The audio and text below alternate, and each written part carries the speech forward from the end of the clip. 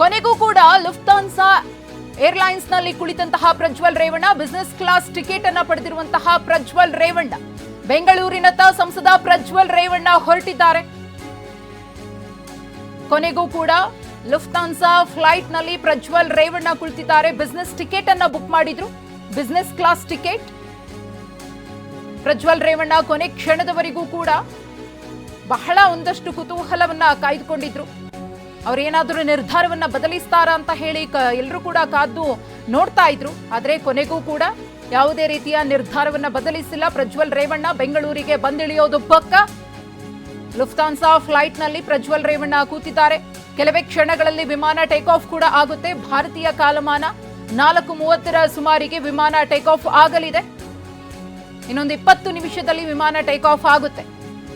Business class ticket ಅನ್ನ ಪಡೆದಿರುವಂತಹ ಪ್ರಜ್ವಲ್ ರೇವಣ್ಣ ಮತ್ತಷ್ಟು ಮಾಹಿತಿಯನ್ನ ಕೊಡ್ತಾ ಹೋಗ್ತಾರೆ ನಮ್ಮ ಪ್ರತಿನಿಧಿ ಕಿರಣ್.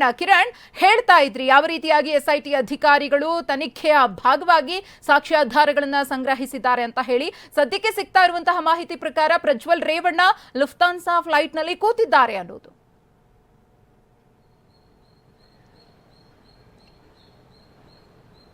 ಹೌದು ಮದಶ್ರೀ, ಈಗಿಷ್ಟೇ ಸಿಕ್ಕಿರುವಂಥ ಮಾಹಿತಿ ಪ್ರಕಾರ ಅವರು ಫ್ಲೈಟ್ ಒಳಗಡೆ ಬಂದು ಕುತ್ಕೊಂಡಿದ್ದಾರೆ. ಬೋರ್ಡಿಂಗ್ ಕೂಡ ಆಗಿದೆ, ಕುತ್ಕೊಂಡಿದ್ದಾರೆ ಅನ್ನೋ ಒಂದು ಇನ್ಫಾರ್ಮೇಷನ್ ಬಂದಿದೆ. ಈಗ ಹೇಳ್ದಂಗೆ ಇಲ್ಲಿಂದ ಇನ್ನೊಂದು 15-20 ನಿಮಿಷದಲ್ಲಿ ಈ ಒಂದು ಫ್ಲೈಟು ಟೇಕ್ ಆಫ್ ಆಗುತ್ತೆ. 12:30 ಅಷ್ಟೊತ್ತಿಗೆ ಬ್ಯಾಂಗ್ಳೂರು ಏರ್ಪೋರ್ಟ್ಗೆ ಬರುತ್ತೆ. ಇದು ಒಂದು ಕಡೆ. ಇನ್ನೊಂದು ಕಡೆ ಈಗಾಗಲೇ ಸಂಬಂಧಪಟ್ಟಂತೆ 1 ತಿಂಗಳಿಂದನೇ ರಿಜಿಸ್ಟರ್ ಆಗಿದ್ದ ಕೇಸಿಗೆ ಸಂಬಂಧ SIT ಅಧಿಕಾರಿಗಳು ಡೇ ನೈಟ್ ಅವರ ಈ ಒಂದು ಪ್ರಕರಣಕ್ಕೆ ಸಂಬಂಧಪಟ್ಟಂತೆ ಸಾಕ್ಷ್ಯಾಧಾರವನ್ನು ಕಲೆ ಹಾಕೊಂಡಿರ್ಬೋದು, ಜೊತೆಗೆ ಮಾಜರನ್ನು ಮಾಡುವಂಥದ್ದು ಏನೇನು, ಆಮೇಲೆ ಅಲ್ಲಿ ಸಿಕ್ಕಿರುವಂಥ ವೀಡಿಯೋಗಳ್ಸ್ ಏನಿತ್ತು ಅದನ್ನು ಕೂಡ ಕೆಲವೊಂದು ಈಗಾಗಲೇ ಫೋರೆನ್ಸಿಕ್ ಲ್ಯಾಬ್ಗೆ ಕಳಿಸಿರುವಂಥದ್ದು. ಎಲ್ಲಿ ಈ ಒಂದು ವಿಡಿಯೋ ಏನಾರ ಮಾರ್ಫಿಂಗ್ ಆಗಿದೆಯೋ, ಎಡಿಟ್ ಆಗಿದೆಯೋ, ಯಾವ್ದಾರು ಎಡಿಟ್ ಆಗಿರೋ ಒರಿಜಿನಲ್ ಎಲ್ಲಿದೆ ಇದು ವಿಡಿಯೋ ಸಂಬಂಧಪಟ್ಟಂಗೆ, ಯಾವುದು ಡಿವೈಸಿಂದ ಶೂಟ್ ಮಾಡಿದ್ದಾರೆ, ಇವೆಲ್ಲವೂ ಕೂಡ ಈಗಾಗಲೇ ಸಾಕಷ್ಟು ಎವಿಡೆನ್ಸನ್ನು ಕಲೆ ಹಾಕೋದೆ. ಇನ್ನು ಪ್ರಜ್ವಲ್ ಬಂದ ತಕ್ಷಣ ಆತನಿಗೆ ಫಸ್ಟು ಆತನ ಮೊಬೈಲನ್ನು ಕೂಡ ಸೀಸ್ ಮಾಡ್ತಾರೆ. ಅಲ್ಲಿ ಏನಾರ ಮೊಬೈಲಲ್ಲಿ ಯಾವ್ದಾರ ಇಂಪಾರ್ಟೆಂಟ್ ಅಂದರೆ ಕೆಲವೊಂದು ಡಿಲೀಟ್ ಆಗಿದ್ರು ಕೂಡ ರಿಟ್ರೀವ್ ಮಾಡಿಕೊಂಡು ಅದು ಇನ್ಫಾರ್ಮೇಷನನ್ನು ತಗೊಳ್ಳುವಂಥದ್ದು. ಜೊತೆಗೆ ಆತನನ್ನು ಕೂಡ ವಿಚಾರಣೆ ಮಾಡ್ತಾರೆ. ಯಾಕೆಂದರೆ ಈಗಿರುವಂಥ ಒಂದಷ್ಟು ಇನ್ಫಾರ್ಮೇಷನ್ ಪ್ರಕಾರ ಈ ಒಂದು 3-4 ವರ್ಷಗಳ ಹಿಂದೆ ಆಗಿತ್ತು ಅಂತ ಏನೋ ಒಂದು ಆರೋಪವನ್ನು ಮಾಡ್ತಾ ಇದ್ದಾರೆ. ಆ ಒಂದು ಟೈಮ್ ಇರ್ಬೋದು, ಅದಕ್ಕೆ ಸಂಬಂಧಿಗೆ ಎಷ್ಟು ಮಟ್ಟಿಗೆ ಎವಿಡೆನ್ಸ್ ಸಿಗುತ್ತೆ ಅನ್ನೋದು ಅದು ಒಂದು ಕಡೆ. ಆದರೆ ಇನ್ನು ಉಳಿದಂತೆ ಏನೇನು ಈತನ ಮೇಲೆ ಕಂಪ್ಲೇಂಟ್ ಕೊಟ್ಟಿದೆ ಅದಕ್ಕೆಲ್ಲವೂ ಕೂಡ ಉತ್ತರವನ್ನು ಪ್ರಜ್ವಲ್ ರೇವಣ್ಣ ಕೊಡಬೇಕಾಗುತ್ತೆ. ಇನ್ನು ಅದಲ್ದಲ್ಲೇ ಕೂಡ ಆತನ ಮೊಬೈಲ್ ಏನೋ ಶೂಟ್, ಇನ್ ಕೇಸ್ ಆತನ ಏನಾರ ಶೂಟ್ ಮಾಡಿದರೆ ಆ ಡಿವೈಸ್ ಇದೆಯೋ, ಆತನ ಮೊಬೈಲ್ ಆತನ ಇದೆ ಅಥವಾ ಏನಾರ ಮಿಸ್ಸಿಂಗ್ ಆಗಿದ್ರೆ ಎಲ್ಲೋಯ್ತು, ಇವೆಲ್ಲವೂ ಕೂಡ ಪ್ರಶ್ನೆಗಳಿಗೆ ಆತ ಉತ್ತರ ಕೊಡಬೇಕಾಗುತ್ತೆ. ಜೊತೆಗೆ ಈಗ ಸಂಬಂಧಪಟ್ಟಂತೆ ಕೆಲವೊಂದಷ್ಟು ನೇರವಾಗಿ ಗನ್ ಇಟ್ಕೊಂಡು ಅದನ್ನು ಬೆದರಿಸಿದ್ರು, ವಿಡಿಯೋ ರೆಕಾರ್ಡ್ ಮಾಡಿಕೊಂಡು ತನ್ನನ್ನು ಬ್ಲ್ಯಾಕ್ ಮೇಲ್ ಮಾಡಿಕೊಂಡ್ರು, ಇವೆಲ್ಲವೂ ಕೂಡ ಅದಕ್ಕೆ ಸಂಬಂಧಪಟ್ಟಂತೆ ಏನೇನು ಎವಿಡೆನ್ಸನ್ನು SIT ಅಧಿಕಾರಿಗಳು ಇಲ್ಲಿವರೆಗೂ ಕಲೆ ಹಾಕಿದ್ದಾರೆ ಅದಕ್ಕೆ ಸಂಬಂಧಪಟ್ಟಂತೆ ಎಲ್ಲದಕ್ಕೂ ಉತ್ತರ ಕೊಡಬೇಕಾಗುತ್ತೆ. ಅದ ನಂತರ ಇನ್ನು ಉಳಿದಂತೆ ನಾಳೆ ಕೂಡ ಆತನನ್ನು ಆಂಟಿಸಿಪೇಟರಿ ಬೇಲ್ ಕೂಡ ಅರ್ಜಿ ವಿಚಾರಣೆ ಇದೆ.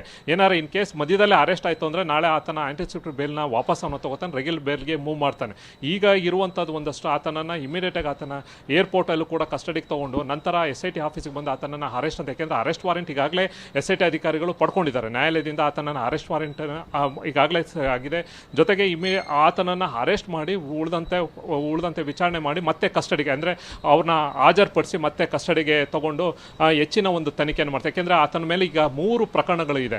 ಒಂದು ಒಳನರಸೀಪುರದಲ್ಲಿ ಕೆಲಸದಾಗೆ ಕೊಟ್ಟಿರುವಂಥ ಕೇಸ್ ಇರ್ಬೋದು, ಜೊತೆಗೆ ನಂತರ ಇಲ್ಲಿ ಬೆಂಗಳೂರಿನ CID ಆಫೀಸಿನಲ್ಲಿ 2 ಅಂದರೆ KR ನಗರದಲ್ಲಿ ಒಂದು ಲೇಡಿ ಕೊಟ್ಟಂಥ ಕೇಸ್ ಇರ್ಬೋದು, ಹಾಸನದ ಒಂದು ಲೇಡಿ ಕೊಟ್ಟಂಥ ಪ್ರಕರಣ ಇರ್ಬೋದು. ಈ 3 ಕೇಸ್ ಸದ್ಯಕ್ಕೆ ಇದೆ. ಇನ್ನು ಉಳಿದಂತೆ ಏನಾರ ಮತ್ತೆ ಈತನ ಅರೆಸ್ಟ್ ಮಾಡಿದ ಮೇಲೆ ಮತ್ತಷ್ಟು ಕೇಸ್ಗಳೇನಾರ ಮತ್ತೆ ರಿಜಿಸ್ಟರ್ ಆಗುತ್ತೋ, ಮುಂದೆ ಬಂದು ಕಂಪ್ಲೇಂಟನ್ನು ಕೊಡ್ತಾರೆ ಅನ್ನೋದು ನೋಡಬೇಕಾದ್ರೆ. ಆದರೆ ಈಗ ಇರುವಂಥದ್ದು ಈ ಕೇಸ್ಗಳಿಗೆ ಎಷ್ಟೆಷ್ಟು ಮಟ್ಟಿಗೆ ಈಗ ಸಾಕ್ಷಿಗಳನ್ನ ಕಲೆ ಹಾಕೊಂಡಿದ್ದಾರೆ SIT ಅಧಿಕಾರಿಗಳು, ಅದಕ್ಕೆ ಇವನು ಏನು ಉತ್ತರ ಕೊಡ್ತಾನೆ ಅನ್ನೋದನ್ನು ಕೂಡ ನೋಡಬೇಕಾಗಿದೆ. ಮಧುಶ್ರೀ, ಧನ್ಯವಾದ ಕಿರಣ್ ತಮ್ಮ ಮಾಹಿತಿಗಾಗಿ.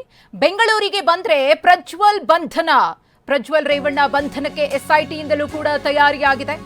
ಬೆಂಗಳೂರಿಗೆ ಪ್ರಜ್ವಲ್ ರೇವಣ್ಣ ಬಂದಿಳಿತಾ ಇದ್ದಂತೆ ಬಂಧನ ಪಕ್ಕ. ಪ್ರಜ್ವಲ್ ರೇವಣ್ಣರನ್ನ ಬಂಧಿಸೋದಕ್ಕೆ SIT ಇಂದಲೂ ಕೂಡ ಎಲ್ಲಾ ರೀತಿಯ ತಯಾರಿಯಾಗಿದೆ. ಕೆಂಪೇಗೌಡ ವಿಮಾನ ನಿಲ್ದಾಣದಲ್ಲಿ SIT ಅಧಿಕಾರಿಗಳ ಠಿಕಾಣಿ. ಪ್ರಜ್ವಲ್ ವಿರುದ್ಧ ಲುಕೌಟ್ ನೋಟಿಸ್ ಅನ್ನ ಸಹ ಜಾರಿ ಮಾಡಲಾಗಿದೆ. ಬೆಂಗಳೂರಿಗೆ ಬರ್ತಾ ಇದ್ದಂತೆ ಇಮಿಗ್ರೇಷನ್ ನಲ್ಲಿ ವಶಕ್ಕೆ. ಲುಕೌಟ್ ನೋಟಿಸ್ ಆಧಾರದಲ್ಲಿ ಪ್ರಜ್ವಲ್ ರೇವಣ್ಣ ಅವರನ್ನ ವಶಕ್ಕೆ ತೆಗೆದುಕೊಳ್ಳಲಾಗುತ್ತೆ. ಬಳಿಕ ಇಮಿಗ್ರೇಷನ್ ಅಧಿಕಾರಿಗಳು SIT ಅಧಿಕಾರಿಗಳ ವಶಕ್ಕೆ ಕೊಡ್ತಾರೆ. SIT ಅಧಿಕಾರಿಗಳು ಬಂಧಿಸಿ ನಂತರ ಅವರನ್ನ ರಸ್ತೆ ಮಾರ್ಗದ ಮೂಲಕ ಕರೆತರ್ತಾರೆ. CID ಕಚೇರಿಗೆ ತಂದು ಅಲ್ಲಿ ಒಂದಷ್ಟು ಈ ಪ್ರಕರಣಕ್ಕೆ ಸಂಬಂಧಪಟ್ಟಂತೆ ಪ್ರಾಥಮಿಕವಾಗಿ SIT ಅಧಿಕಾರಿಗಳಿಂದ ತನಿಖೆಯೂ ಕೂಡ ನಡೆಯುತ್ತೆ. ಅದಾದ್ಮೇಲೆ ಕಾನೂನು ಪ್ರಕ್ರಿಯೆ, ಯಾರನ್ನಾದ್ರೂ ಬಂಧಿಸಿದ್ರೆ 24 ಗಂಟೆಯ ಒಳಗಡೆ ನ್ಯಾಯಾಧೀಶರ ಮುಂದೆ ಆ ವ್ಯಕ್ತಿಯನ್ನ ಪ್ರೊಡ್ಯೂಸ್ ಮಾಡಬೇಕಾಗುತ್ತೆ. ಆ ಒಂದು ಕ್ರಮವೂ ಕೂಡ ನಾಳೆ ಜರುಗಲಿದೆ. ಪ್ರಜ್ವಲ್ ರೇವಣ್ಣ ಬರ್ತಾ ಇದ್ದ ಹಾಗೆ ಅವರನ್ನ ವಶಕ್ಕೆ ಪಡೆಯೋದಕ್ಕೆ ಒಂದು ಕಡೆ SIT ಅಧಿಕಾರಿಗಳು ಎಲ್ಲಾ ರೀತಿಯ ಸಿದ್ಧತೆಗಳನ್ನು ಮಾಡಿಕೊಂಡಿದ್ದಾರೆ. ಈಗಾಗಲೇ ಹೈ ಲೆವೆಲ್ ಮೀಟಿಂಗ್ ಕೂಡ ನಡೆದಿದೆ. ಪೊಲೀಸರು ಮತ್ತು SIT ಅಧಿಕಾರಿಗಳು ಜಂಟಿಯಾಗಿ ಮೀಟಿಂಗ್ ಅನ್ನು ನಡೆಸಿದ್ದಾರೆ.